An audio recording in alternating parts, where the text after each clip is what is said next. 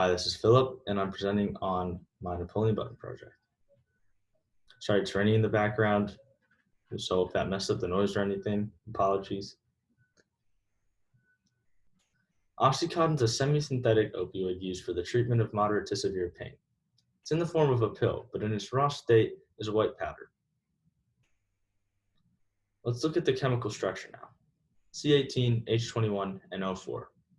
Its intermolecular forces consist of dipole-dipole and mainly hydrogen bonds, giving oxycodone a relatively high IMF. Here's a list of other physical properties. Oxycodone is an opioid, which is a drug that comes from the seeds of a poppy plant, a bright red flower that grows in hot, dry temperatures. The drug from poppy seeds is one that has been used for centuries, dating all the way back to 2100 BC. That's 4,120 years.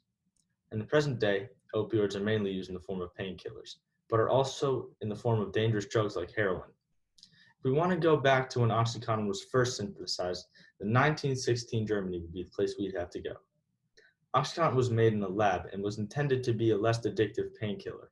However, Oxycodone provided a stronger and more addictive one. Oxycodone's popularity was not only due to its stronger effect, but the drug's marketing campaign was able to get the drug mainstream very quickly. Purdue Pharma began the intense marketing for the drug in the US in 1996. To put into perspective how much they spent on the marketing of Oxycodone, they invested 6 to 12 times more than its brother drug morphine. Fortunately and unfortunately, the marketing campaign was successful, bringing in sales from $48 million in 1996 all the way up to $1.1 billion in 2000. Unfortunately again, a few years later, the leader of the campaign, Mortimer Sackler, was charged $634 million for false advertising. But was worth it to him in the end, as he'd gotten millions of people addicted to his drug. He said the risk of addiction was under 1%, but by 2004 it had become the most misused drug in the United States. Since Oxycontin is really easy to obtain as a pain medication, sometimes people don't even know what they're getting themselves into by taking it.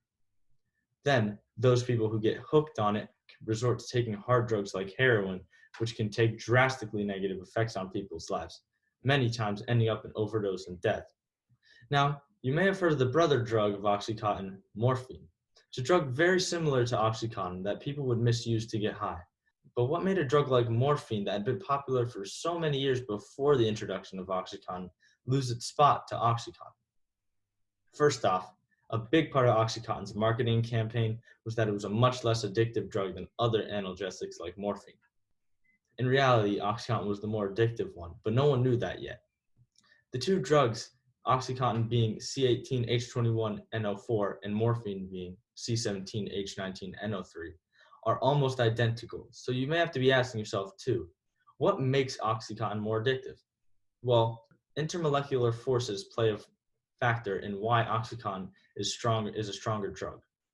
Since Oxycontin has more hydrogen bonds than morphine, its IMF is stronger, making it harder for it to break apart and wear off in your body. Also, Oxycontin solubility is higher than morphine, with Oxycontin being at 166 milligrams per milliliter and morphine being at 149 milligrams per milliliter. This most likely means that more of the drug can dissolve in your bloodstream, making more of the drug available to take effect on your body. Moving on to today, Purdue Pharma has recently filed for bankruptcy, having been sued for billions of dollars for misbranding. The opioid crisis has been a rising problem over the years, and most people know someone who's been affected by some sort of opioid.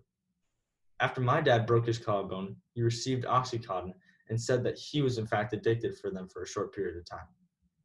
Fortunately for him, he stopped cold turkey after 2 weeks, but that should show you how easily someone can get hooked on a drug like Oxycontin. Anyways, I hope I raised awareness over the drugs controversy. Thanks for listening. Bye.